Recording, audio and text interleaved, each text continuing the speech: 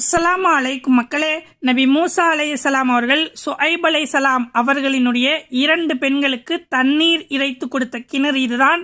நபி மூசா அலைஹிஸ்ஸலாம் அவர்கள் மத்தியன் நகருக்கு வந்தவுடன் மக்கள் எல்லாம் இந்த நீர்த்துறையில் தண்ணீர் பிடித்துக்கிட்டு நிற்கிறாங்க. 2 பெண்கள் மட்டும் மக்களை விட்டு ஒதுங்கி நிற்கிறார்கள். அப்ப நபி மூசா அலைஹிஸ்ஸலாம் அவர்கள் அந்த பெண்களிடம் பேசுகிறார்கள்.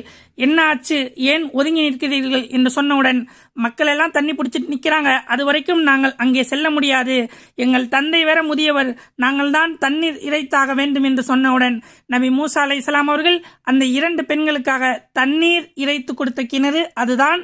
நபி மூசா அலைஹிஸ்ஸலாம் அவர்கள் 10 ஆண்டு காலம் வாழ்ந்த இடம் இதுதான். மத்தியன் வாசிகள் வாழ்ந்த இடம்.